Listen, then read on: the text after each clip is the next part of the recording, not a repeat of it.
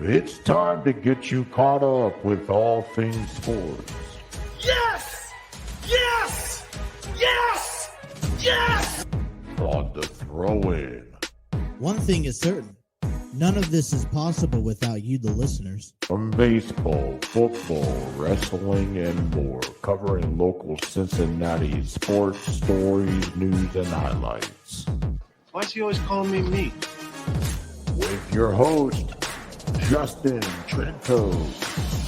When it's all said and done, we're going to look back and remember this is what started it all. Available on the TNC Sports Talk YouTube channel. Let's play the ball! Let's play the ball!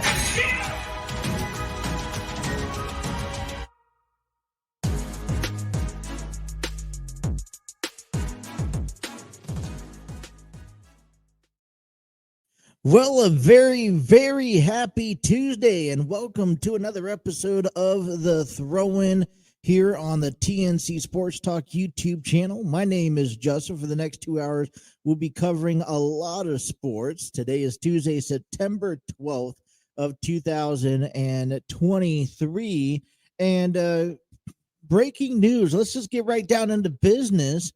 Well, coming out of the NFL, Aaron Rodgers has torn his Achilles tendon and will be out for the duration of this season right off the bat. And I gotta just, man, I don't know, where were you guys last night? Did you guys sat down and watch the game, Jets, Bills? Was the tension built up enough for you guys to actually pay attention to? I was actually flipping back and forth between Raw and Monday Night Football, but mainly so watching, Monday Night Football. And I was sitting on the couch. I was watching, this play unfold, and I'm like, oh man, right off to a start, Aaron Rodgers gets banged up, and the first thing that comes to my mind is just sitting here and saying, Aaron Rodgers normally gets hurt. He normally had some sort of medical, injury early on. And it usually is what prevailed, what kind of pokes the bear throughout the remainder of the season and kind of motivates him for for what's to come in the season and to hopefully get over to the next big thing. And I was like, I was just thinking to myself, all right, they're going to tape it up. He'll be back out in a quarter. Well, no, he obviously x-rays show that it was negative, things were negative. They go in for an MRI, and unfolding the big story today is that Aaron Rodgers tore his Achilles tendon. He will be out for the entire season. And I've heard of stories of Achilles tendons tears before.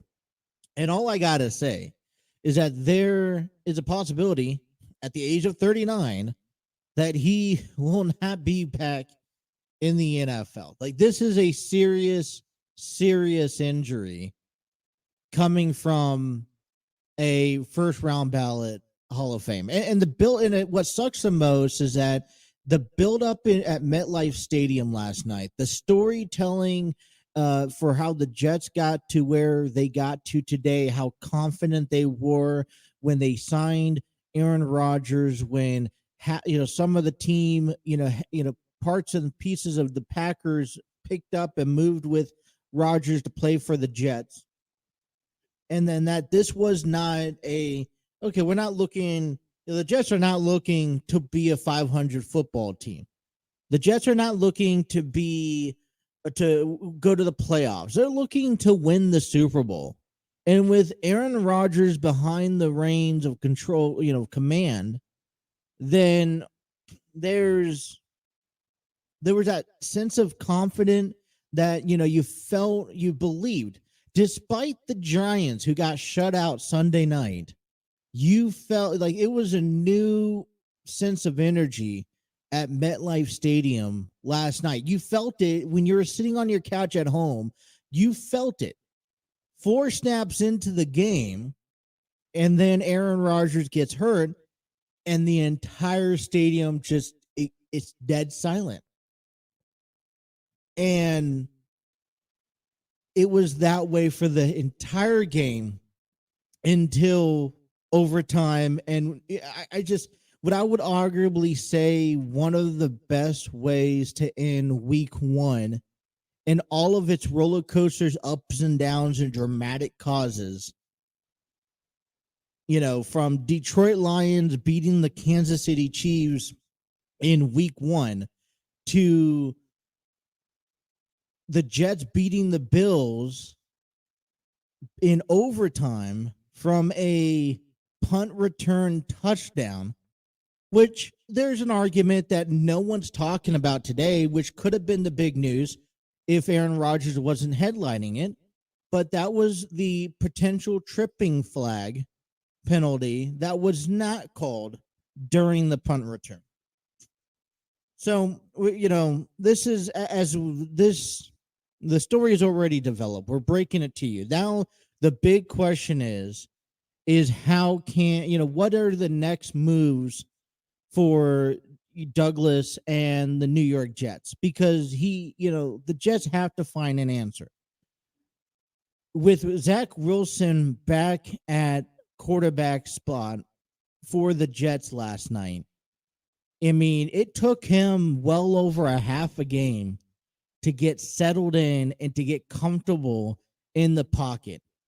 And the biggest concern is that if that's what we're going to see all year long from the Jets, it reminded me of the Jets from last year. And obviously we know where that did or didn't go. So we have to find a solution. The Jets have a really good defense that kept them in the game through and through. As a matter of fact, it was the defense that I felt that won the game. They kept the Bills from scoring 20-plus points. I mean, they kept the Bills from gaining offensively. But their offense, man, I mean, I don't know how. They didn't really do a whole lot. But there's a lot of questions that has to be answered. And I think the number one question is, what are we going to do in the quarterback position moving forward? Because we have 16 more weeks. The Jets have 16 more weeks of football, at least, if they don't make it to the playoffs. And I was looking, just thinking about this today, trying to wrap my head around this, because there is a different, level. Aaron Rodgers is up here at the top. Zach Wilson is down here at the bottom.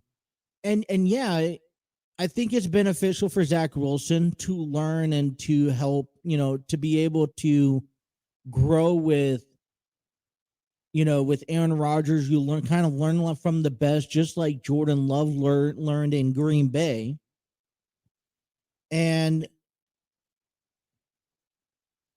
But I don't feel that's been enough time that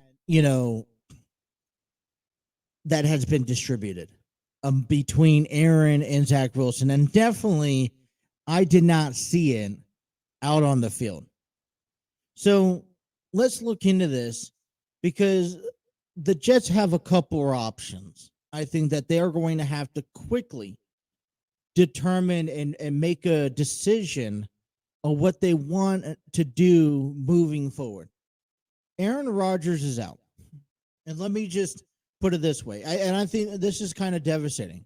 Okay. I'm not a huge Aaron Rodgers fan, but I respect him. He's been able to, he's earned my respect as a quarterback, as a future Hall of Famer.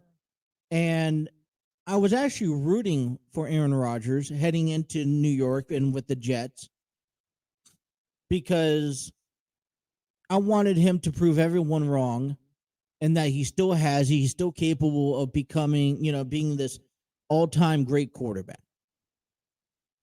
The question for Aaron Rodgers that he has to address is to figure, obviously he's going to get better at some point, but Achilles tendon, the last time I reconcile a injury as significant as an Achilles tendon that when I first heard about an Achilles tendon injury, I was informed that this is a career changing injury.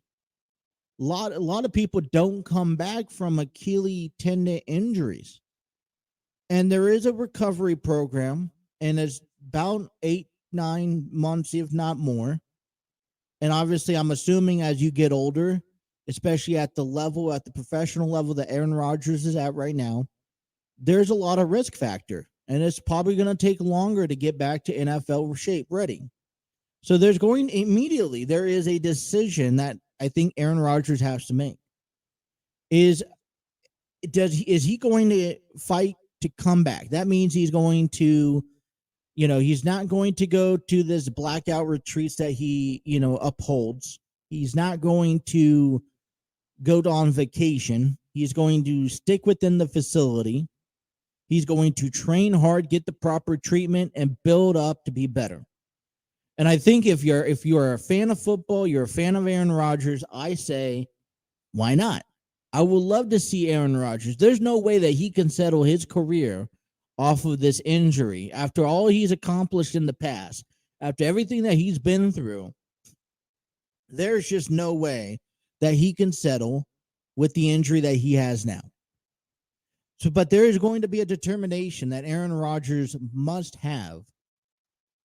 Is either A, you're done, you're going to retire, and that's it, congratulations, and move on, or B, you're going to go through this rehab program and go in there full-on determination. Aaron Rodgers, on or off the field, has so much that he can provide to help not only himself, but this team to be better. During the Hard Knocks that I did not watch, during the pregame warm-up, getting ready to last night's game, I heard nothing but positive talks how not only Aaron Rodgers but Cobb and former Packer players were getting ready with these younger guys and saying, "Hey, this is how Aaron Rodgers played football. This is what to look out for." And look, I mean, I think it's great. I think that it's important. Aaron Rodgers, I still, on this sideline with the headset, talking with Zach Wilson, I think has still so much to offer. And I wouldn't necessarily count this season away from the Jets quite yet. Now, after the performance I saw from Zach Wilson, I got to tell you, there's still so much that needs to be taught and learned and fixed offensively that is only going to be fixed if Zach Wilson can fix it. And you could talk all you want and say, "Hey, I'm hyped up. I want to fix these problems. I want to be a better quarterback. I get to learn from one of the best." And that's great. But until you actually provide that proof that you've learned from the best and you've exercised that onto the field, then to be honest, you're just not you're not there yet. Which means now Joe Douglas and the Jets have to make a hard decision.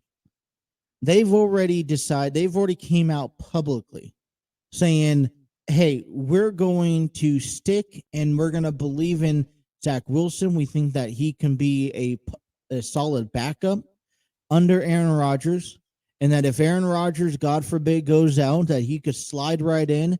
And with what Aaron Rodgers has worked with him on, with what he's taught him, he could fit in perfectly."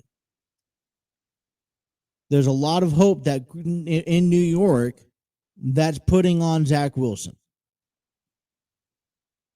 But is that enough to keep the Jets to continue to move forward?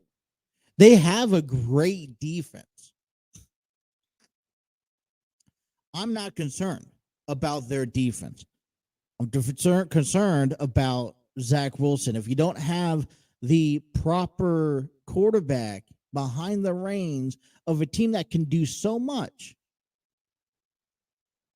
then it's all said for naught. Because this defense can only hold their team so long, especially when we get up into the upcoming early matches. They head over to Dallas this weekend, and after Dallas made a statement and put the entire NFL on notice after that 40-0 victory, they will love to do another 40-0 victory against the Jets at home this time. They'll have to face the Chiefs, the Eagles this year, the Chargers, the Raiders, even the what?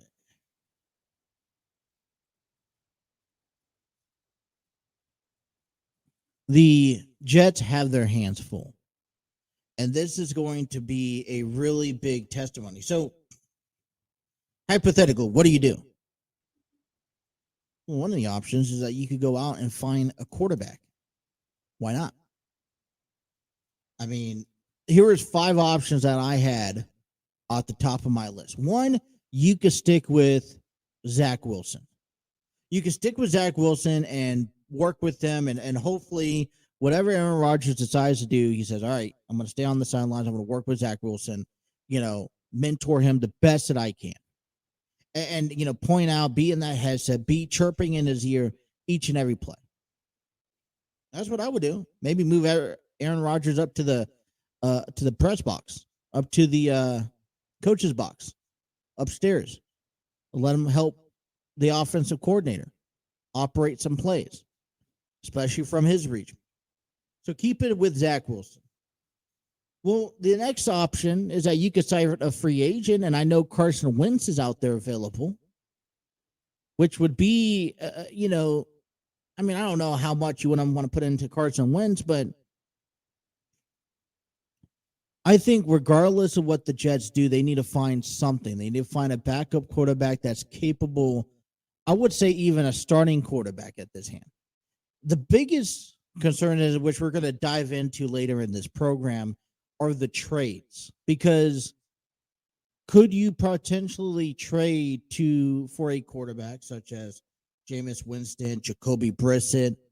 I would even say, if Matthew Stafford's on the trading block, maybe go out after him.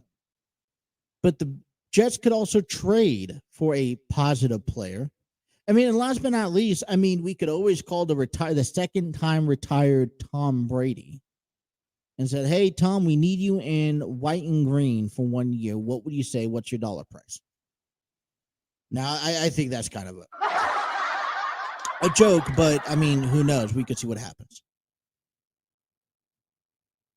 Today we're supposed to be coming on the program and saying, hey, we're going to celebrate this crazy way to end week 1 with the Buffalo Bills. And we'll talk about that here later on. There'll be a little bit more time in this program to talk about it. But the biggest thing coming out is Aaron Rodgers out for the season, only 4 plays into it. And I know early on you kind of like it. Maybe it's not time to hit that panic button, but maybe it is if you're the Jets, because we also got a good chance to see what Zach Wilson had in last night's game, and he didn't really quite keep his team in the run for everything, and I got to honestly say there was a couple really good offensive abilities that the receivers and the running, and the run game had last night from the Jets that really kept their team into it, not Zach Wilson particularly. So, and like I said, the defense is only going to be able to hold on for so long. So that's how we begin our program today. 2 hours coming up here, getting you guys ready for the Reds and Tiger series that begins tonight. What the Reds need to do to kind of hold themselves in, as well as we're going to take a little bit more deeper look at the winners and losers of the AFC North from this past. We got a lot to talk about still yet to come, but Aaron Rodgers is out for the season. Breaking news coming up on the program here. If you guys are watching us on our YouTube channel, Facebook, Twitter. Thank you guys. Hit that like button. Be sure to share it with a friend. Let them know we're live for the next 2 hours. And subscribe. Make sure to have the notifications on so you don't miss a single episode. If you guys are listening to us on our audio platforms, we just put up yesterday's episode of 9/11 is up there, available on our all audio platforms. Thank you. Leave us a review. And be sure, if you miss any actions, you can check out our blogs and everything by heading over to our website at www.tncsportstalkshow.com. That is www.tncsportstalkshow.com. Check out the blogs, merchandise, check out our audio and all of our videos necessary on that webpage. All right, we're going to take our first time out of the afternoon. When we come on back, we'll talk more about what the Jets need to do after losing Aaron Rodgers. You guys are listening to The Throw-In here on the TNC Sports Talk YouTube channel.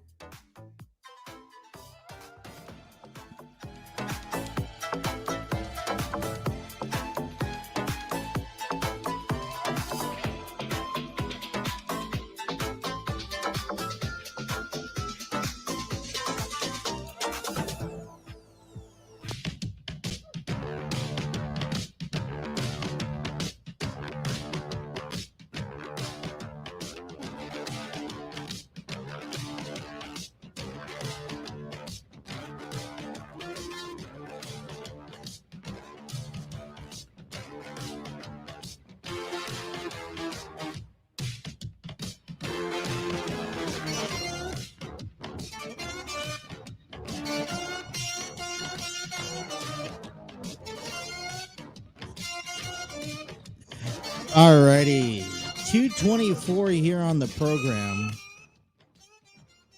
And this program is given to you thanks to StreamYard Studios, where you can create podcasts, videos, host virtual business meetings, and even conduct interviews. Check out their free version today at StreamYard.com. Been a proud home of the TNC Sports Talk YouTube page since day one. You know, we had basically a supporter, child supporter, not child supporter. What do you want to call them? It was like a free offering. You know, we're coming up 5 weeks before I'm expecting my son into this world, and so we had someone that is kind of here on behalf for the wife that is going to be kind of guiding her, answering questions, kind of help building the connection between parents and the child for the first few years. And so that I thought that was kind of a fun, unique experience. And I got to kind of remain optimistic about all that because, you know, I have, you know, 2 girls, definitely well over the age of 3, and they're both actually in school. And it's one of those things where, you know, I'm kind of re-entering the parent world again, especially for when it comes down to infants and a newborn. And I think what's also going to be different and more of a challenging is that this is going to be a boy compared to females, to girls, right? Yeah, 2 girls, they're kind of, all right, been there, done that. And there was just stuff that I was listening to that I was learning about. I'm like, oh, great. I'm petrified, but at the same time, I'm excited because it's not just about, hey, you got to carry on. Because I was always a big believer about being able to carry on, you know, the last name. And so, you know, we had a little hour meeting today, and, you know, we're going to get used to this person coming by week in and week out. And that's fun. And, you know, now she's, you know, she dropped, you know, when they start growing up too, because she has a sister that she's been kind of raising for a long time, and she dropped her off just now at a friend's house. So it's kind of also a little bit emotional because you're also worried that, hey, she's going to make the right decisions. She's going to do the right thing and this and that. So it's a little bit of everything going on in the household today. But as we talk today, big news coming out, and that is breaking news with Aaron Rodgers ruled out for the season after a torn Achilles tendon against the Bills last night on Monday Night Football. The Jets went ahead and picked up the victory, which was very impressive. Probably a game that the Bills should have definitely won. And it actually came down to overtime. They were tied at 16 apiece, and it was thanks to a 65-yard punt return touchdown with an extra period courtesy of the undrafted free agent Xavier Gipson. And, listen, when I was watching last night's game, I saw a physical dominance from the Jets defense. And I think any team, even the Chiefs, even the Eagles, whoever goes up against the Jets should be generally concerned about their defense. And I really do believe that they have a strong front of offensive line. They got a strong front of receivers. You just have to know how to use them.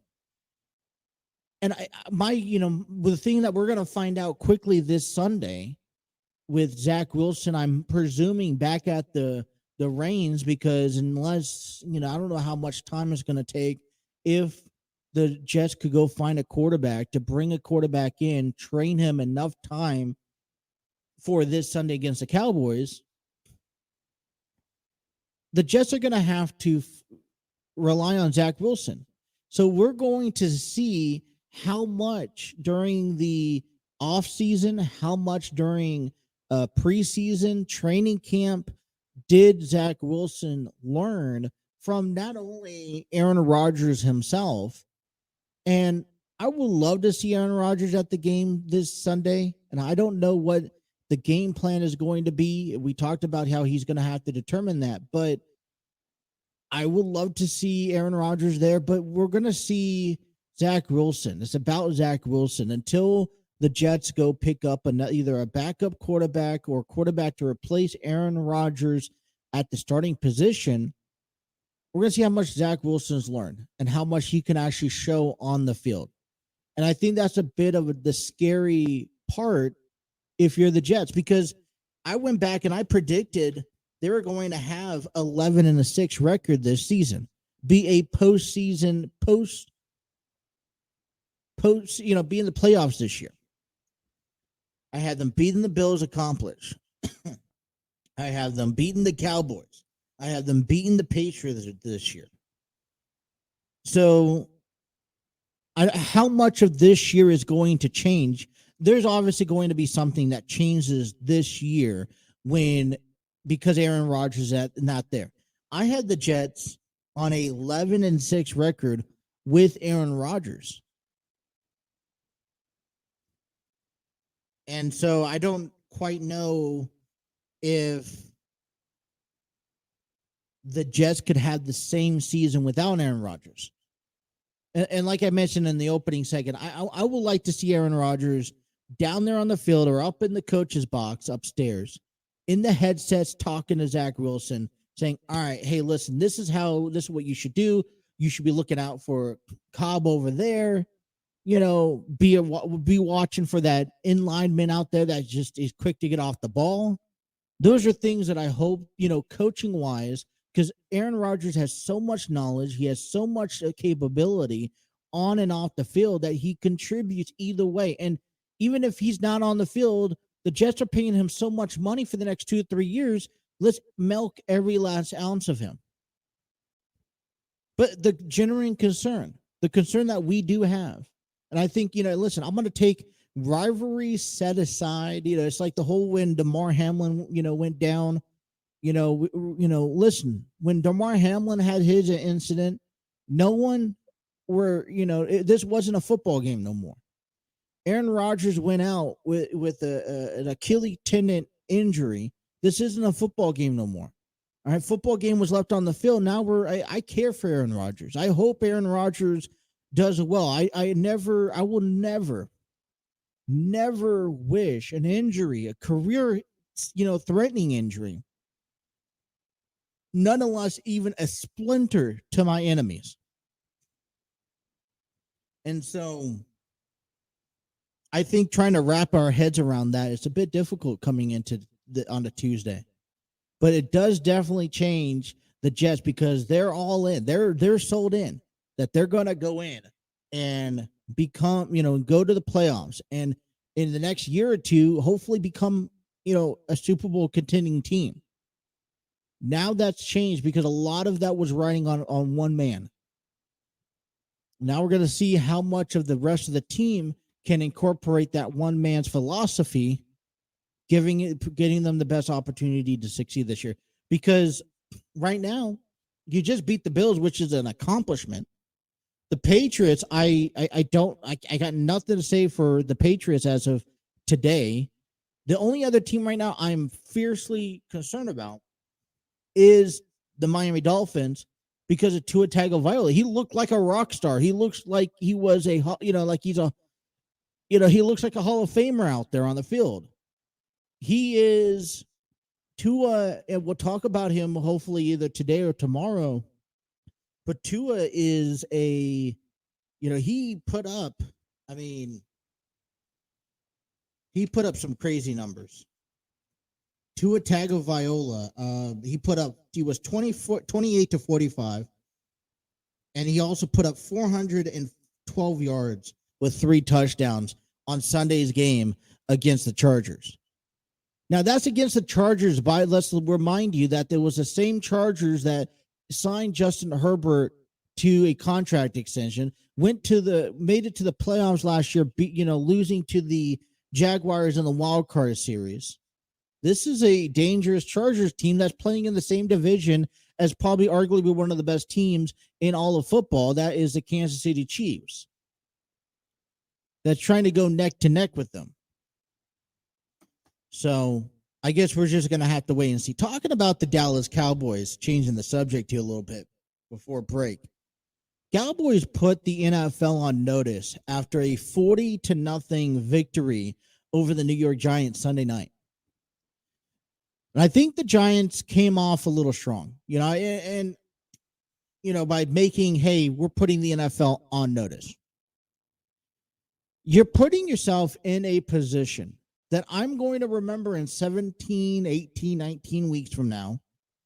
If you do not make it to the postseason, if you do not win your division, if you do not win the NFC Championship, if you do not win the Super Bowl this year, I will remember, and I will hold you accountable to that. Congratulations that you shut out the New York Giants. And you know what? Listen, I think that's not an easy task to do, nonetheless, to shut out any team in the NFL, especially the Giants, who also are trying to figure it out in the same division that you had. Make excuses all you want about the weather, blah, blah, blah. That's okay. But at the end of the day, yeah, the Cowboys did something pretty incredible. Definitely, it's more of an impressive victory than the 49ers beating up on the Steelers 30-7 on Sunday.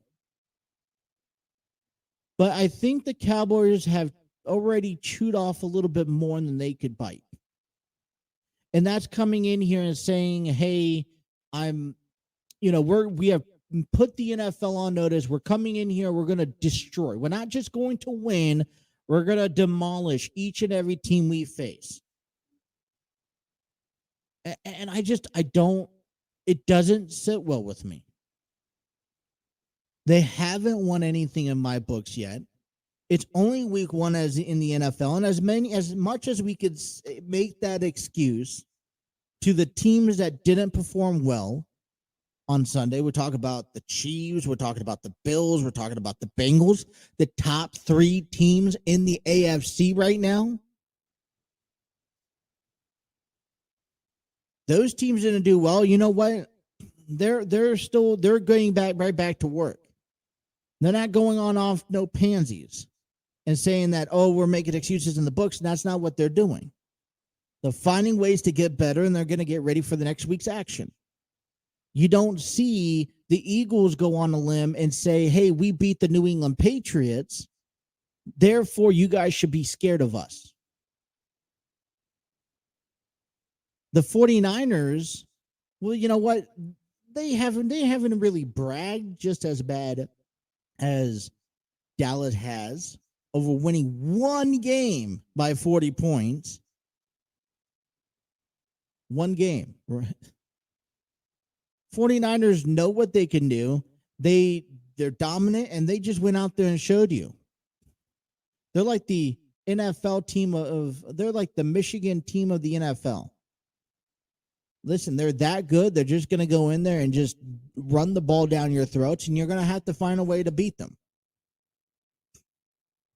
Brock Purdy looks pretty good. Brock Purdy went 19 for 29, 220 yards, 2 touchdowns.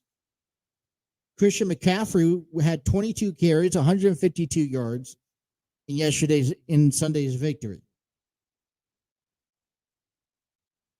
The 49ers did a total of 391 yards offensively, compared to the numbers of Dak Prescott, who was 13 for 24. That's about a little over 50%.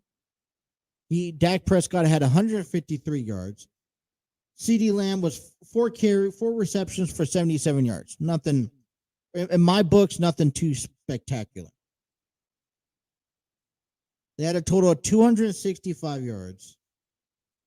I mean, so what are we really impressing about? Anyways, if we are impressing about anything, let me tell you something, what we should be impressing about. The Dallas Cowboys have been there year in and year out. Yes, they need to find a solution to be able to bounce back and actually get over that hump.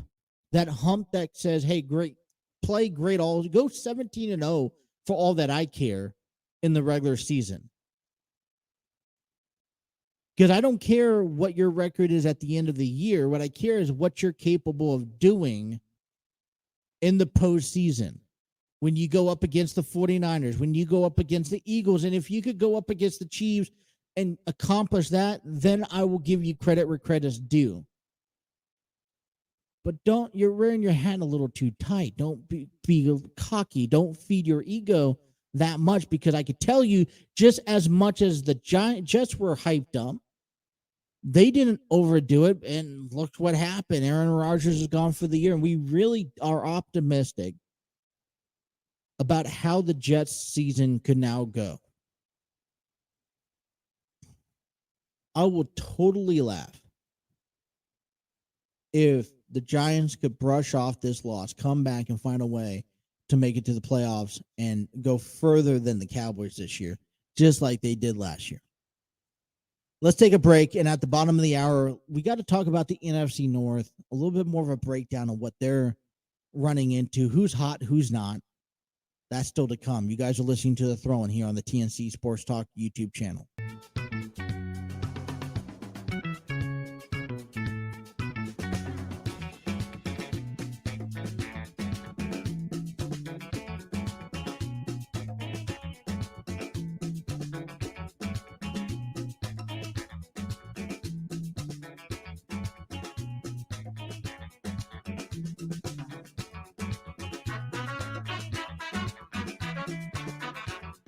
Alrighty, 2:44 here on the program, taking you to the bottom half of hour number 1. And we're just kind of rolling along here. You know what's rolling along a little bit is that we're only in week 1. You have those teams who go out there and they have an impressive victory. And now they're all say, hey, we are a legit team. We should be taken seriously, and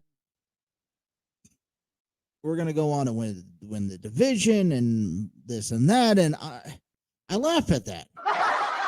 Yeah, why wouldn't you? And I'm sorry, I don't mean to sit here and technically offend the Cleveland Browns or offend the Dallas Cowboys. But you should be able to pick up a victory and say, all right, hey, week 1 is in the books. We've got away with this one with the victory. You know, now we got some things we got to work on. We're not perfect. We got to get ready for week 2. You don't sit here and say, any other sports down the road goes out here and say, hey, listen, we won the first game of the season, therefore we're going to be champions. Now, it's okay to be excited. It's okay to say, to prove people wrong, and you want to rub it in their face. I completely get that. But when I just call the bluff because we have 17 weeks left of the season. Every team has 16 games left. And you don't know what's going to happen in week 3, week 4. Last year, we saw Trey Lance go out. Last year, we saw Dak Prescott go out. And there's just no promises that your success one week is going to carry over into the next week. There are teams like the Ravens, the Eagles, they know the business. They're not going to sit here and knock it off and say, oh, hey, we won game 1. So that's, hey, job's complete. We're all done. No, I'm sorry. It's not the case. So it gets me a bit frustrated when we sit here and I hear these conversations and, fan base wise, I don't care. You want to go out and say, that your team is going to win the world. By all means, go on and say it. I think, I'd like to stay on the humble, side of the field here and say, hey, we got a long season ahead of us. AFC North, little breakdown as we start getting ready for week 2. We're officially behind week 1. But before we get into week 2 and talk about their games coming up, all right, we got 2 divisional games at hand.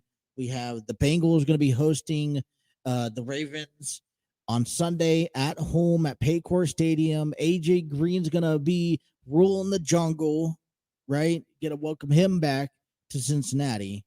As then game 2, we have Pittsburgh and Cleveland, and we see a Monday night showdown between Kenny Pickett and Deshaun Watson. Now, if you're asking early predictions, I think that the Cleveland Browns can walk away with a victory this coming up Monday night. It's a bit of a different story when we talk about the Cincinnati Bengals in this early on in the season and what we've seen so far. Now, obviously, the weather is going to be completely different than what we saw in Cleveland last week. But there's 2 things that come in my mind. I'm going to be preaching about this entire season, especially since the second one we saw in front of us on day 1 of training camp. And that's going to be Joe Burrow's health. I don't know exactly what appropriate timetable it meant for Joe Burrow to come back, but you know that when he's playing, he's going to give it all. And yes, he wants to be out there. My thing is with Joe Burrow is that he will play when he's injured. And if he doesn't know his limits, as a young kid who just got paid, who probably has expectations from not only him, but his peers and the fan base, then he's going to go out there even when he's hurt. And I don't want him to go put himself in a position where it's going to take him out long term. And this is where I find struggle. I saw a lot of struggle in Joe Burrow. I saw him physically struggle with his calf injury. And my concern is that it's going to carry over. It's only going to get worse. And no one's pointing fingers at the offensive line. No one's pointing fingers at the receivers or at the coaches. No one's even pointing fingers at Joe Burrow. But I do question so cold-heartedly how far does he have? And exactly what percent is he at? We knew statistically that Burrow does not play well against the Browns. One of my thoughts heading into game 1, week 1, was that you could potentially see, it would probably been beneficial, even if we knew, hey, we're going to pick up the loss of the season. If you knew that prior to the season, would you have changed the way that you did things. What I mean by that is that if you sat here and said, hey, it's going to be a long shot. How desperately do we need game one of the season? Yes, we want to pick up a victory and have momentum coming home, but I'd much rather have everyone safe, healthy, ready to go for our first home game of the season again when the Ravens come in, who we know are a twice as better team as the Browns. I would have sat here and said, hey, maybe I would have thrown in Jake Browning for the game majority of the time, more than what we actually saw of him. I don't know. I guess my fear is that this is going to come back to haunt the Bengals later on in the year. And now we're going to see Joe Burrow weeks 15, 16, 17. Either he's going to be out or he's going to be struggling. And that's not the direction that we need for a team that's expected to go to the AFC Championship, if not the Super Bowl this year. The other thing that I'm concerned about when it comes down to the Bengals, as I said this yesterday, is that I saw a crappy defense. I'm going to flat out just say it, crappy. I didn't like it one bit.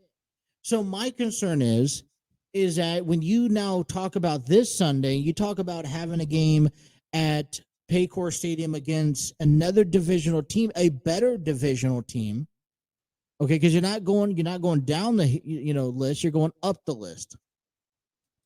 And the defense that we don't have, the inexperienced team that we don't have, and yeah, I would love the Bengals to prove me wrong, but there is a fee. I truly, I can't. If I was predicting, I was putting money on this game, I would have to go with the Ravens.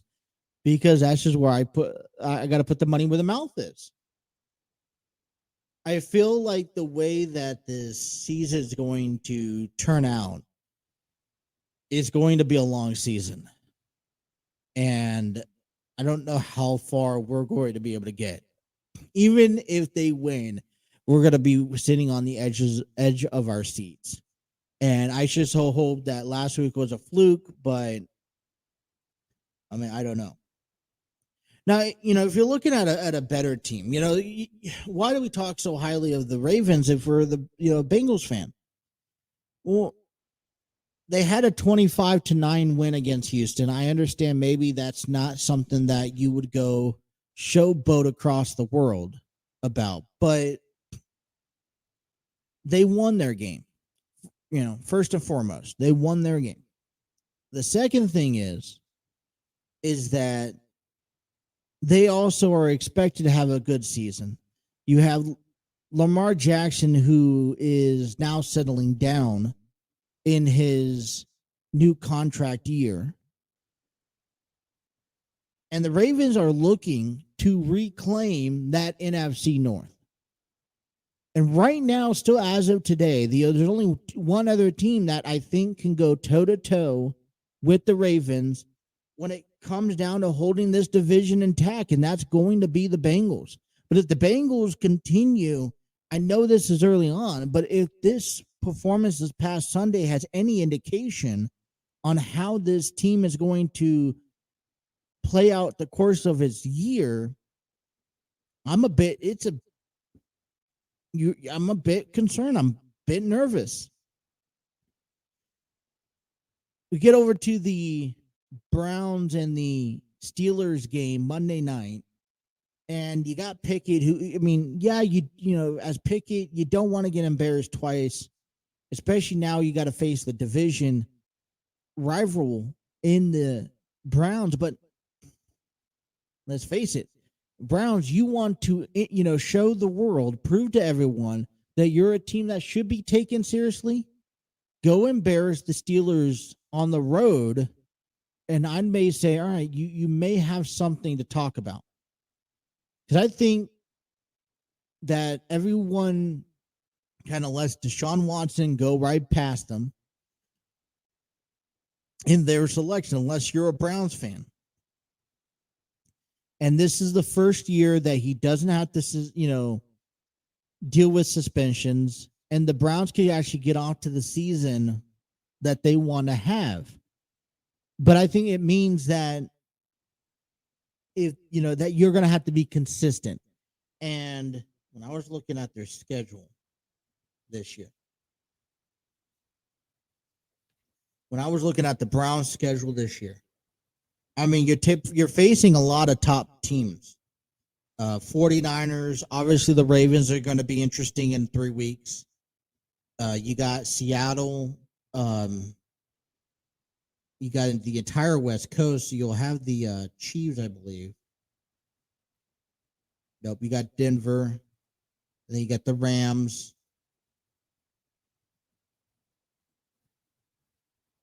I would say you got the Jets and the Rodgers, but you don't have them anymore.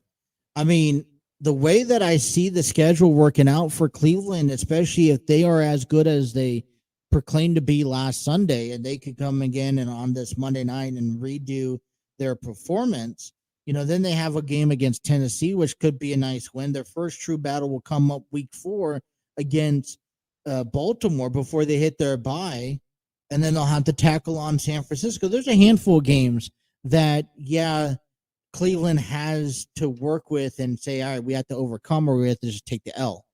And they can simply walk away here. I had them predicted at 7-10.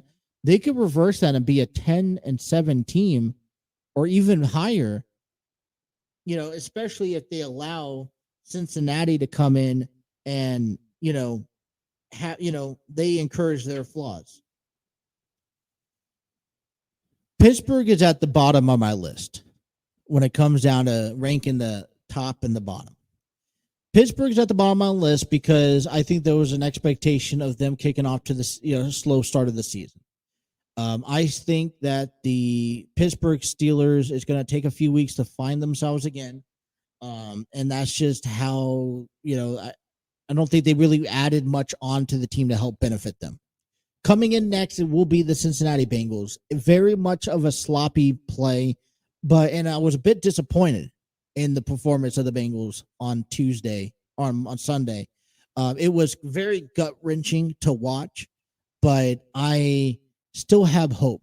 But there's a lot of things that scare me moving forward, that if the Bengals don't fix or they don't show that they're healthy in certain key ways, it's going to find them a struggle on the season. The Browns come in at number 2. And here's why they say that. Yes, they had an impressive victory. There was weather concerns and this and that. But they come in at number 2 because because Baltimore at number 1, I just feel like they're already there. So that's my rankings for top to bottom when it comes down to the AFC North breakdown. Like I said, it's only week 1 of the season, and we got a lot more football to watch. Anything happen.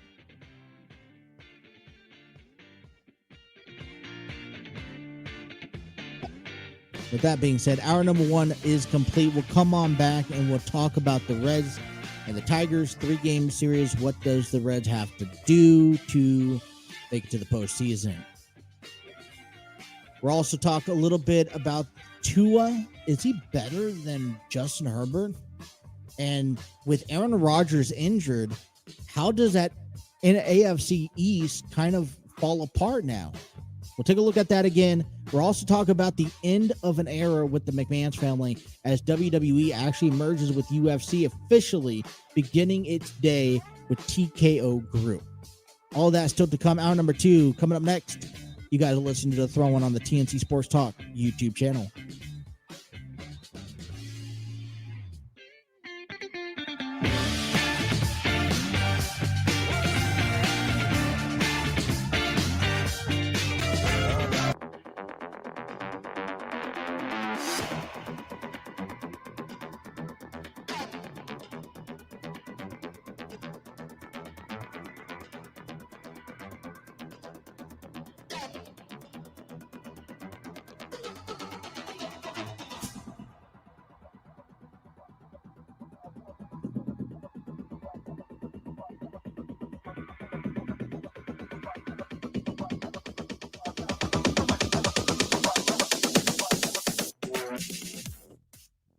Alrighty.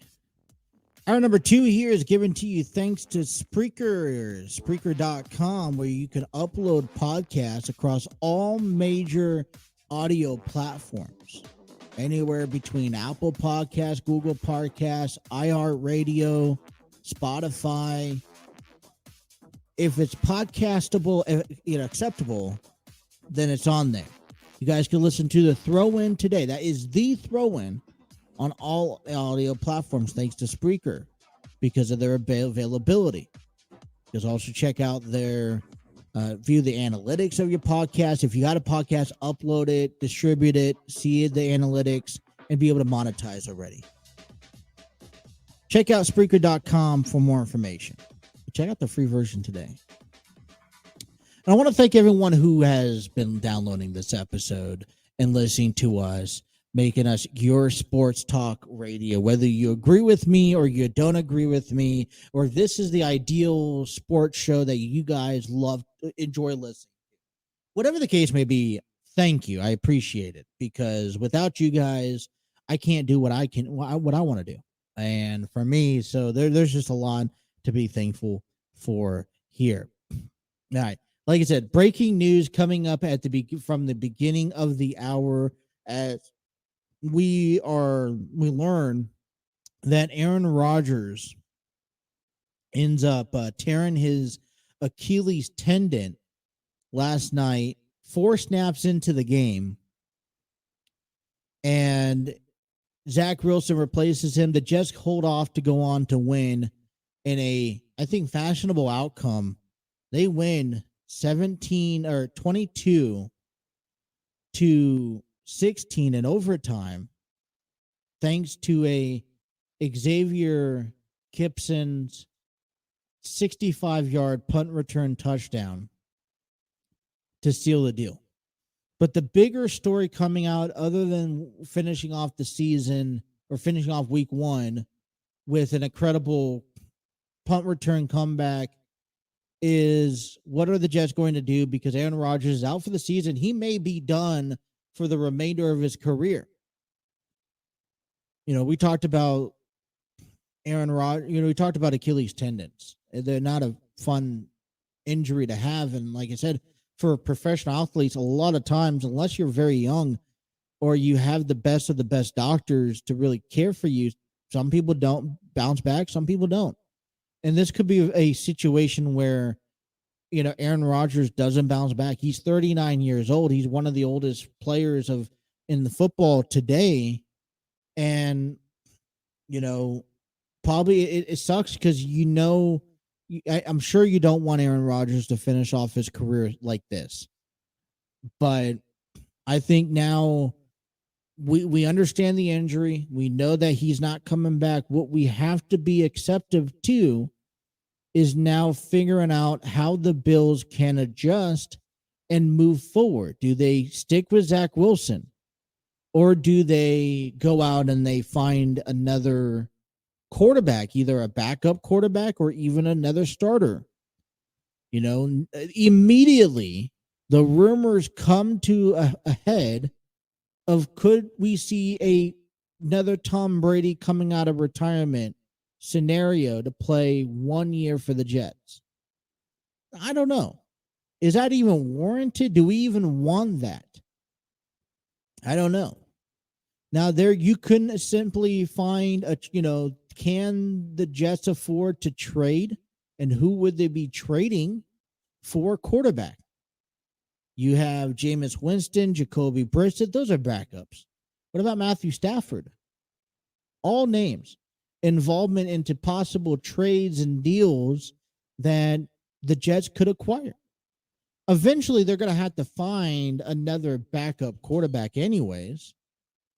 But what are they going to do? Are they going to find a quarterback to replace the starting position and be a starting, in the role? Or are they going to find a cheaper version? Which then urges the question is that you're putting a lot of faith into Zach Wilson. We saw what he couldn't do last season. He didn't really show much at the beginning of this year already, with week 1 being so down and barely carrying the team. Is there confidence going into that? what do you do? I mean, so I guess time will tell. But that's just the big story right now going on in the world of, um, I guess, sports today. Cincinnati Reds get ready to take on the Detroit Tigers tonight. Reds come into tonight's game 74-71. Just, I had it right here. 74-71, 2 games back in the wild card behind Miami and San Francisco, who has a game and a half ahead of the, behind of Arizona, who holds the 3rd wild card spot. Chicago, who beat the Rockies 5-4 last night on the road, are 2 games up in their division. And the Phillies split the series in the doubleheader yesterday against the Braves. They stand 3.5 games up in the division.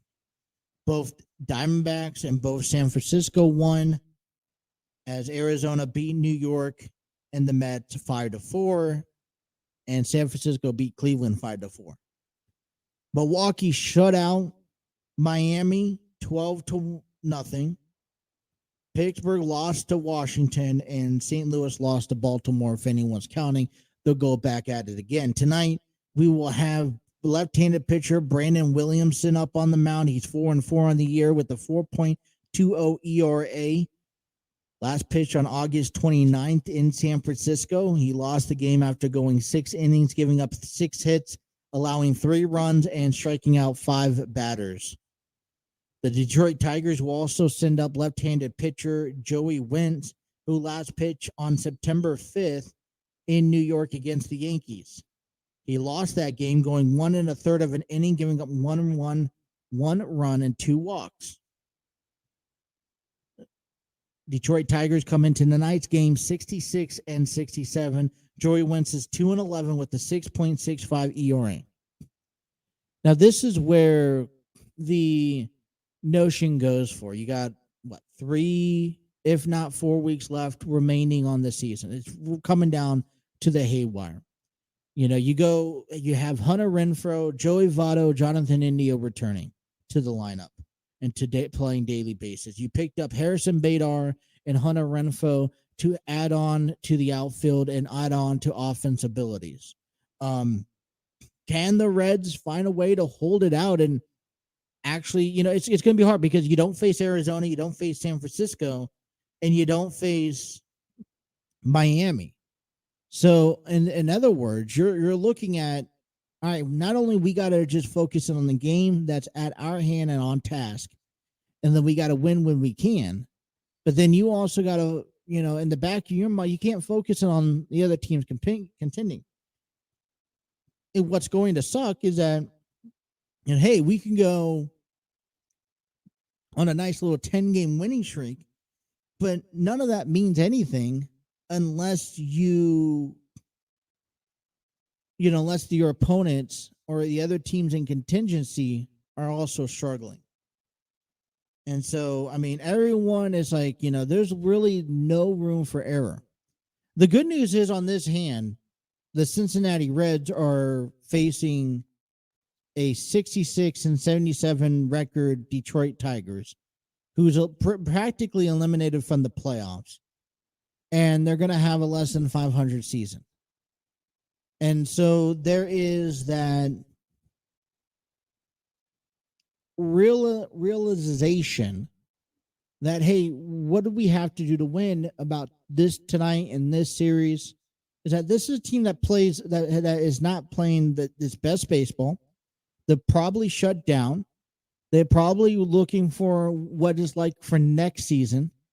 And so with them already on that mindset, I would honestly go out there and say that this should be I wouldn't say a piece of cake, a walk through the park, but pick up the games that you can win, and then don't worry about anything else.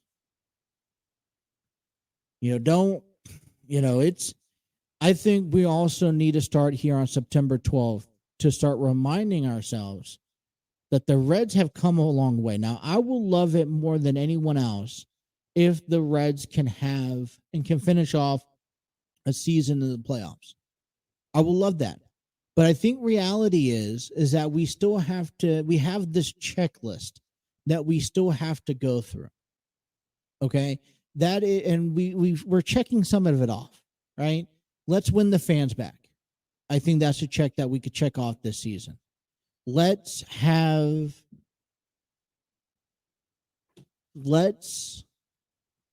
start bringing up these younger guys, these guys that we're investing with, the guys that we sold everyone that we loved away to get these prospects like Ellie De La Cruz, Matt McClain's, CJ, not CJ, but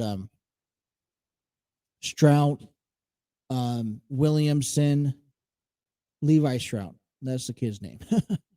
But, let's start introducing them to the major league roster. Let's see, who we can give contracts to help secure their faith into Cincinnati. If that's, Hunter Green, maybe we could see Nick Lodolu agree to something, or Graham Ashcraft. Maybe we could also see something along the line of Tyler Stevenson, Jonathan India, possibly. Let's see what works and what doesn't work. That's checked off the list. Let's also now things that would be on the list that I don't think there was expectations at the beginning of the season to have is that we are technically 7 games away from finishing the year playing 500 baseball. And I think that would be a big boost to the morale and to the confidence of this organization, saying, hey, they're moving in the right direction heading into next season. I mean, you just signed David Bell as your manager for the next year, at least.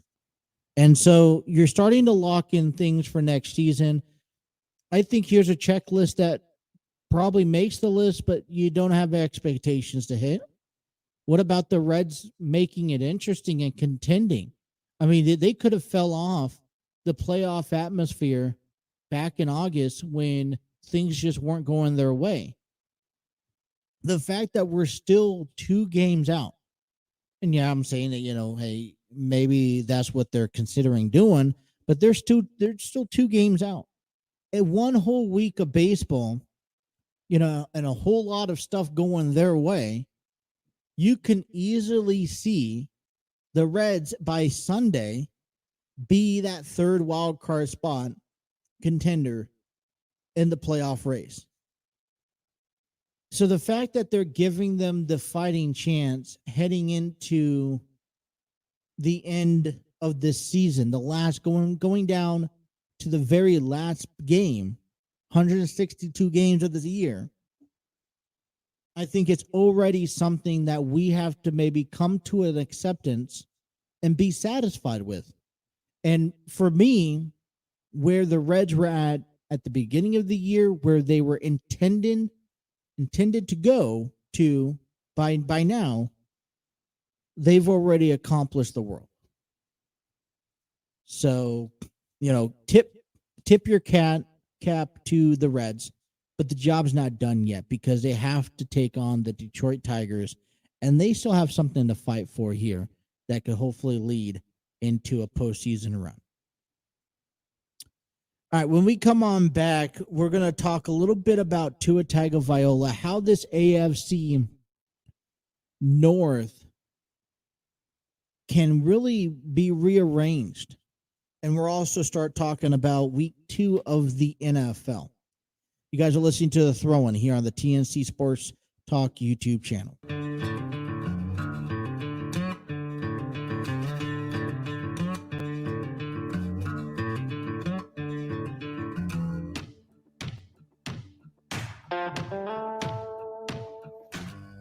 We'd like to give a big shout out to Epidemic Sound.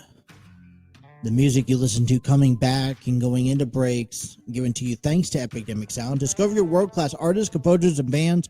Find the perfect soundtrack and give your social media accounts and music they deserve. Epidemic Sound is a royalty-free music link. For more information, check out epidemicsound.com.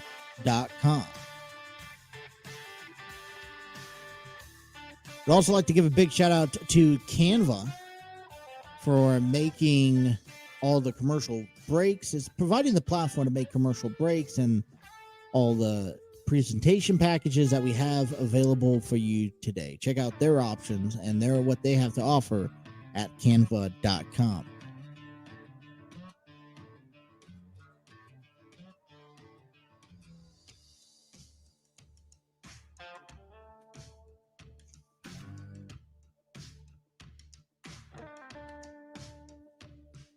You know, Tua Tagovailoa had an incredible day yesterday, and I would go out on a limb and say, not yesterday, but back on Sunday, and I would go out on a limb and say that he was probably one of the favorite quarterbacks that probably had the most impressive game out of all quarterbacks, out of all the games, out of everything yesterday. Tua Tagovailoa did put up some really good numbers, especially against the Chargers, who they seem just to get better and better every year, and that's the goal, right? If you're the Chargers have such a tough road ahead of them because they're in the same division as the Kansas City Chiefs and Patrick Mahomes. And we talked about this yesterday, but despite the Chiefs' loss against the Lions on Thursday, you kind of just, brush that off and could say, hey, all right, we lost. We just get back at it next week and we'll take care of business this coming up weekend. For the Chargers, it's like you got to take advantage of every loss that the Chiefs give you because it's very few. And you almost, as the Chargers, have to be the most perfect team. Even being perfect team doesn't give you enough to be better than Patrick Mahomes and the Chiefs. So you almost immediately come into the season believing that you are playing for a wild card spot. Arguably the same thing that can be said with the Dolphins. When you have Aaron Rodgers with the Jets, you have to almost put together the notion that there is a legitimate threat with the Jets. Well, that probably wasn't a threat last season. Another threat would be Josh Allen and the Bills. So now you not only have one team in the Bills that is probably expected to be at the top of the division, but you have to also worry about the New York Jets, who, because they have kind of put all their poker chips in the middle of the plot and said, hey, this is what we have. So when you're Tua Tagovailoa and Miami Dolphins, you're almost thinking the same mindset as the Chargers, saying, all right, well, we're almost playing for a wild card spot here this season. And I know that's not really the best mindset to have, but if you're, Tua Tagovailoa kind of indicated making a statement as a one-man statement for himself, not only to his team, but to the Chargers, to the fans, and to the rest of the division, that, hey, listen, last year was last year.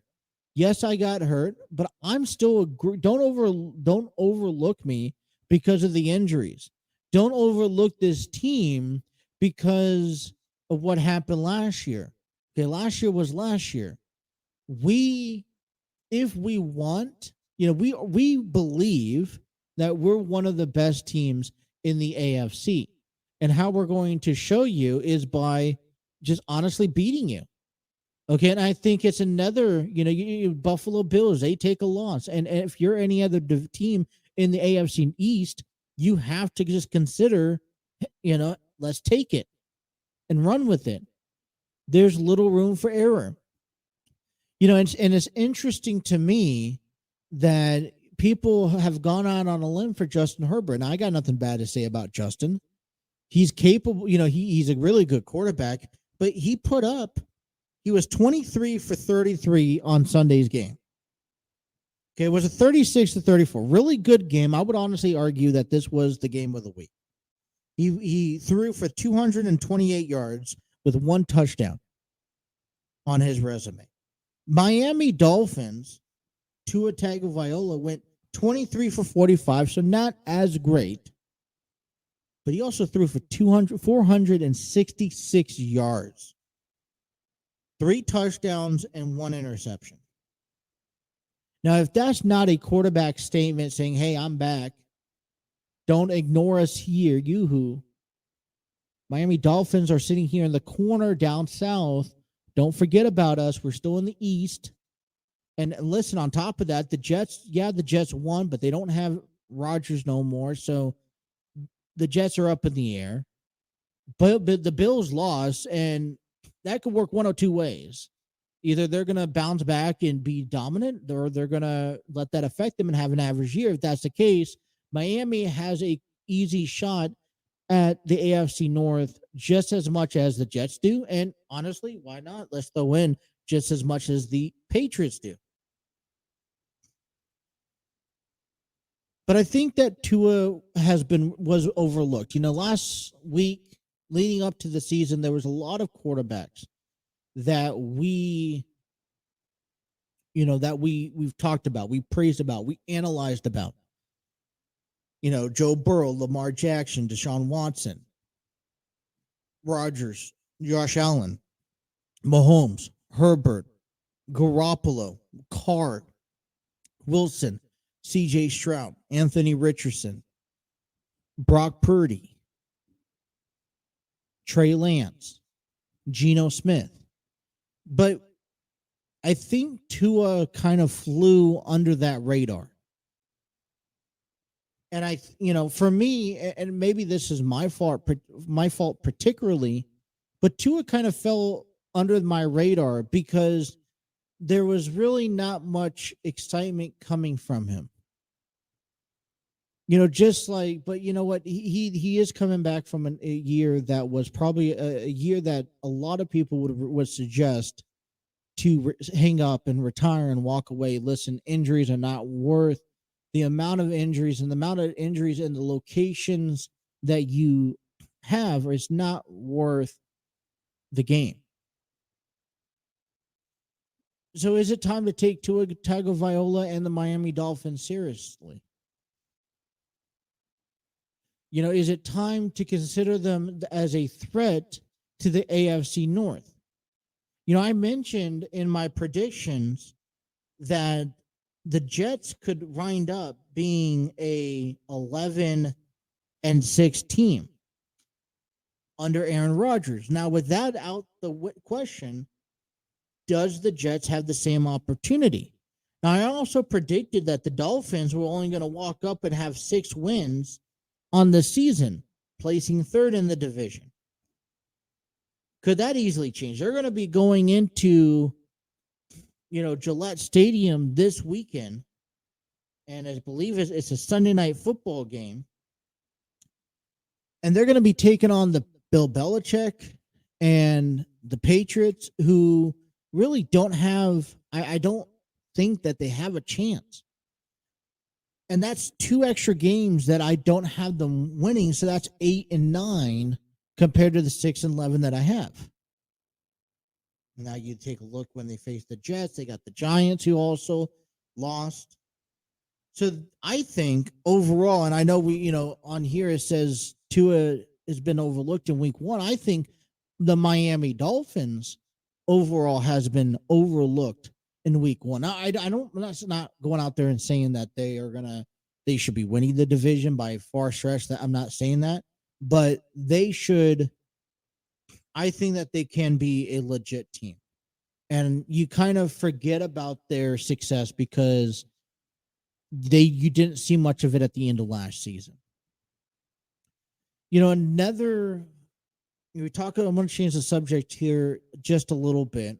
Well, I got a little bit of time talking about this. We talk about overrated teams in week 1, and not just in the NFL, but even in college early on in the season. It defines you. Everyone, I don't. There's this big social media adequate of giving Coach Prime and Colorado so much credit that they are angels that have came down, that they are college football saviors, and they praise on being good, and they're 2-0. So far, so good. So far, they could back it up. I don't have a problem against a good team. I don't have a problem with Colorado because they have shown that they're a good team. But here's my take on Colorado. One, who have you faced other than what I believe they faced TCU in week 1? Who have they faced that are in the top 10 this season? Do they even have anyone as of right now that are ranked in the top 10 on their radar in the upcoming, course of this season? And, you were giving a lot of credit to Colorado being 2-0. He's just, so far, Coach Prime is just running straight through everybody, and we're picking up incredible wins. Great. Congratulations. But it's not a win against Alabama. It's not a win against Georgia. It's not a win against Michigan. And I feel like those are the stepping stones, and those are what makes NFL or NCAA college football so relevant. Is I think that Colorado at this point, not even heading into week 3, it's a bit overrated in my books. Love what they're doing.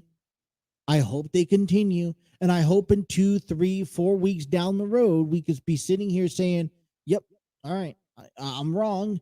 They're still as good. And they're going to be the team that's going to be one of the 4 teams in the college football playoffs this year. I would love to say that, because then the true test does come in January when they have to go on and face Georgia or Michigan or Ohio State, whoever's in the top 4. And they're ranked this year, but I feel like there's an extra hype on a Colorado team that just has not proved enough yet. Now, a team that we should be talking about is the Texas Longhorns, because they beat Alabama, and now the world is going ballistic because and questioning everything Nick Saban is doing, and saying that he's on, maybe it's time for him to retire, maybe it's time for Nick Saban to walk away. He needs to go back in and fix a lot of things. And you know what? It's the same thing. All good things, the saying, all good things come to an end. Well, I'll say that that Alabama has been this top tier program forever. And so they lost to a team. Are you telling me that they're incapable of losing if needed, if warranted, to a team? And especially if it's to a team as good as the Texas Longhorns.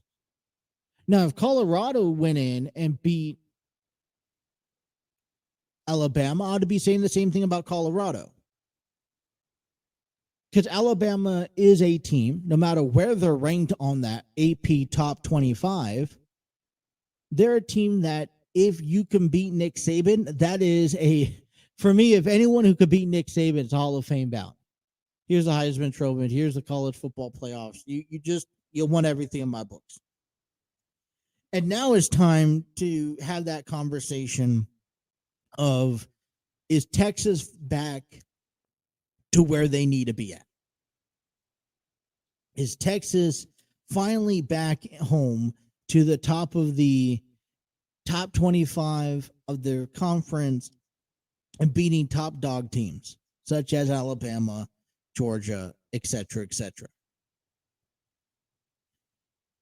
So, Colorado, I'm sorry, you're a bit overrated in my books. I'm not going to decline or decredit you for what you've accomplished so far, but 2 weeks into college football and you only played, honestly, one game that was probably, in TCU that could have been, a good back and forth game. Great, you won one game. You had an easy win week 2, and now you're 2-0. Now you guys are thinking or saying that you're long shots. I don't call for that. I'm not necessarily a big supporter of that. So, we'll talk a little bit more about college football on another day. When we come on back from our last break, let's talk about the ending of an era in professional wrestling. You'll hear all about that coming up next. You guys are listening to Throwing on the TNC Sports Talk YouTube channel.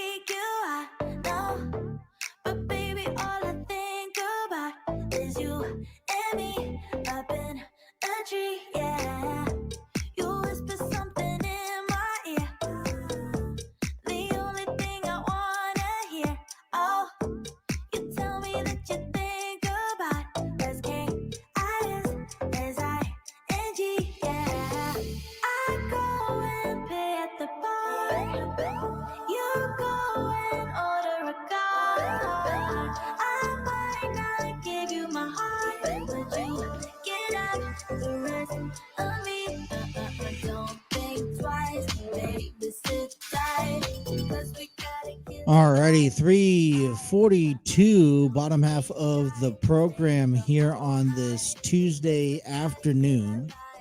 We'll be taking the little one to soccer practice. A bit humid outside, not really raining, which is good, I guess I would say. But man, what a busy program it has been. Can't wait to come back. I'm gonna have to really dig deep probably on a Wednesday to find a whole lot to talk about, but man, I'll tell you. So this here segment here, I think for me, it's I think it hits a bit differently if you honestly want my opinion. Some people will say that they're excited about this new beginning, this new era. This is, a lot of people will say it's long overdue, but I gotta honestly come out and say that I spoke a little bit on it yesterday, and I don't think it's going to officially resonate to me that the WWE is officially no longer a brand of its own or a brand under the McMahon family. Last night on Raw was the last time that you can officially put the McMahon family on the cover, saying that they authorized to prove that they were the sole authorizers of the program. It is. Ending of the McMahon family in the WWE has finally come. Let's talk about that here after this quick promotional ad.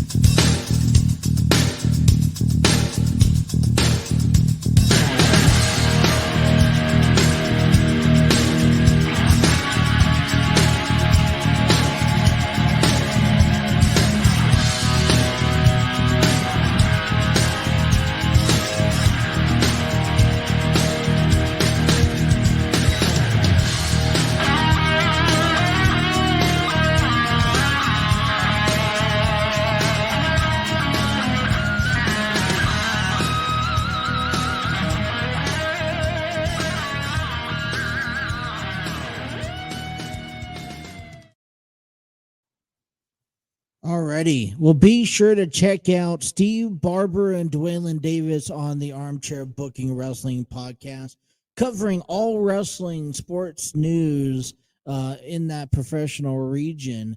And these are just two great guys who grew up watching wrestling, loves wrestling.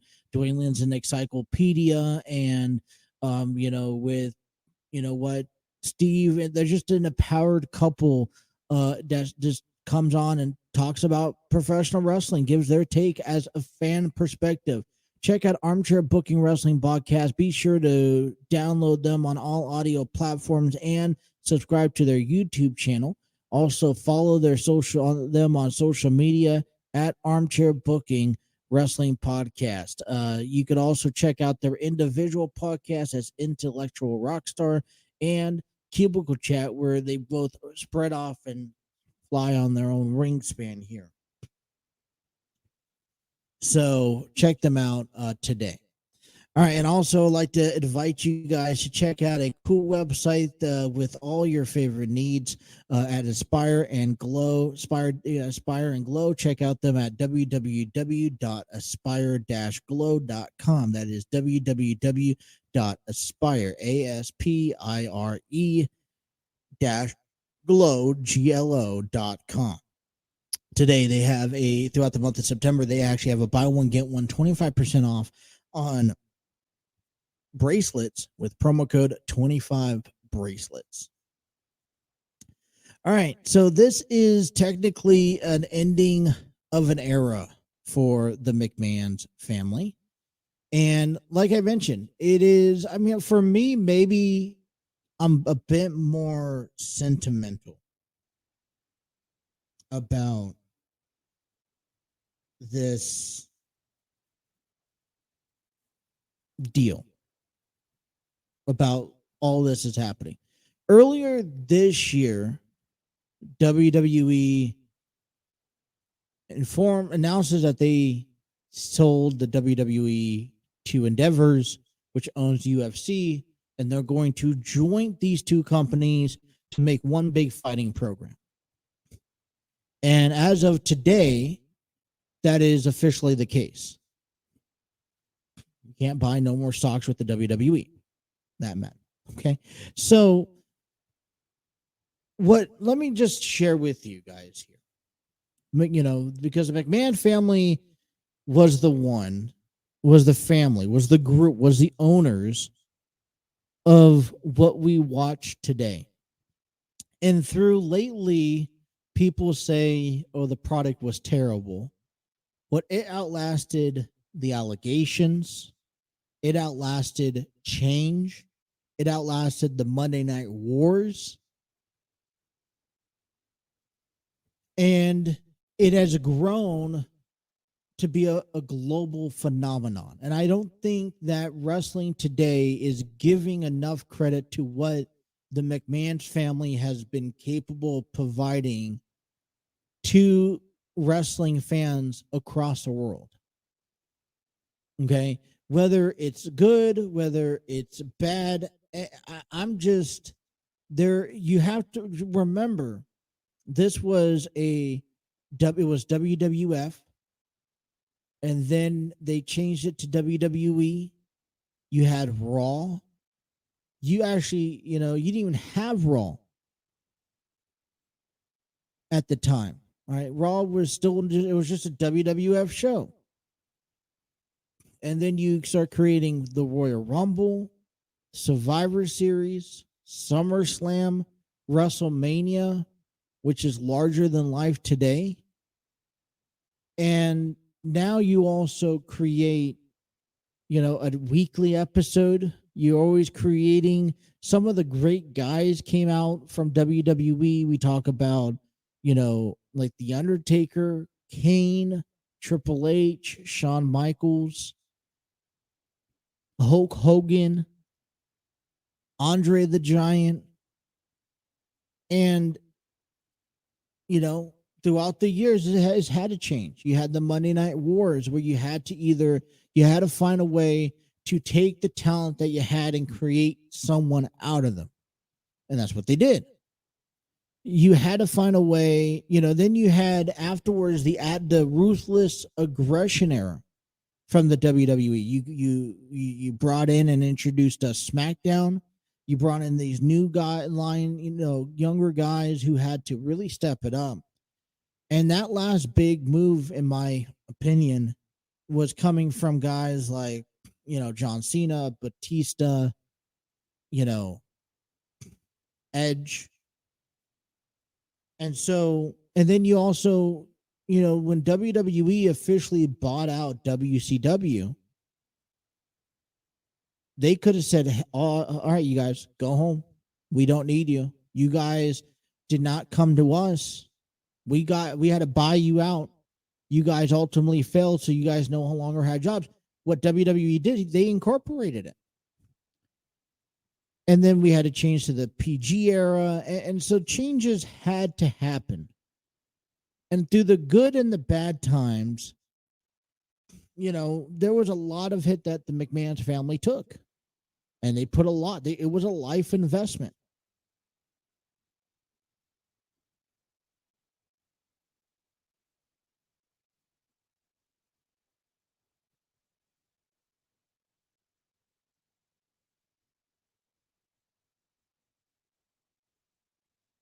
So if you're asking me, the McMahon family is the WWE. For now and for always, whenever I refer to the WWE, the first thing that pops in my head is the McMahon's family, Vince McMahon, the goods and the bads. And now we're seeing this new era where they no longer own the company. And it's probably best for business. It's still so hard to fathom. Like I said, a lot of people are excited because the change that we want, the McMahons have to be out.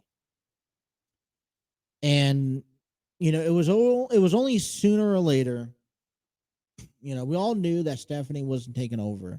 Shane wasn't taking over. Linda obviously ain't taking over. Maybe Hunter, but that's a lot on him. So we really knew we're just, ignoring the inevitable. So what can we look to now as this new company begins its first pass? Well, last night, I was actually a bit disappointed that we did not see the McMahons last night on Raw. I don't think they really paid any attention to that, which for me, I'm a bit, I guess, disappointed. It doesn't feel right. It was just business as usual. And it was kind of hard to watch Raw last night and understand what happened over the last 24 hours. So, the way that the McMahon era finished off, Shinsuke refused to fight Seth Rollins because it wasn't on his time and his terms. Rhea Ripley retained her women's championship, but not without the cost of Nia Jax returning and demolishing both Raquel Rodriguez and Rhea Ripley. The Judgment Day is trying to recruit Jey Uso to join the squad. Jey Uso will have a match against Drew McIntyre next week. And Alpha Academy was taken out by Imperium. That's how the ending of the era moved on. Now we could write a new chapter. And as we, I think as WWE has said this in the past, it is a continuous soap opera. And we understand that. It's pure entertainment. So what changes can we look forward to? Well, one of my changes is, I'm looking into, and I'm kind of a bit concerned, is television deals. All right, you have USA Network, which I don't quite think that WWE is going to go anywhere anytime soon with USA Network. But then you also have Fox. So the last thing I heard that they are not renewing their contracts.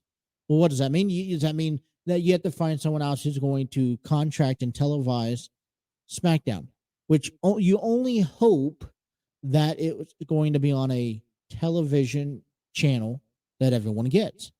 This was Fox. I mean, and the last time I really read into it, Amazon and Disney had the top bid for channels and whatnot. Second thing is that, talent cost. NXT is a developmental program. Does that remain intact? And I honestly, I like where the WWE has incorporated kind of this big global where NXT and Raw and SmackDown are just all bouncing back and forth. It makes you just don't know who's going to show up when and where and for what. So there's a bit of an excitement to sit here and be like, oh, well, so and so, when Dom went to NXT and Seth Rollins went to NXT those are a bit exciting because it makes you want to watch. I mean, Cody Rhodes is going back and forth between SmackDown and Raw. Same thing for the Judgment Day. The other thing is what is going to also change when we go to these events and how we watch these events. WWE is on Peacock. Well, does TKO going to remain on Peacock? And does Peacock expand to UFC? Or does TKO decide to change and maybe create another network where you could watch and stream all this stuff? And the biggest thing out of TKO, which I think I'm big fear of, because when I do watch wrestling, I like paying for Peacock. It's affordable. It's convenient for me, especially during these times where you don't have 60, 70, 80 bucks to pay for. If you go back to the pay-per-view aspect where you're charging 60, 70, 80 bucks a month, like AEW is doing, and you could already compare numbers now to AEW, and you could tell that AEW is not having success as they were having, with these, with the viewership and whatnot. This is that is a concern. So what is TKO planning on doing? Ultimately, we have to get ourselves ready for changes. It's not going to happen tomorrow. It's not going to happen in a week, in a month. It will happen. Are we ready? All right, that wraps up another episode on this Tuesday afternoon. Thank you guys all for tuning in to the Throw-In. Be sure to hit that like, share, and subscribe button. Also have those notifications on so you don't miss a single episode. If you guys miss anything today, you guys could download us and take us on the road with you on our audio platforms. If you guys can't find us, be sure to check us out on our website at www.tncsportstalkshow.com, where you can find all the blogs, all the videos, and all the audio episodes. Our latest blog on our website is NFL Week 1 review.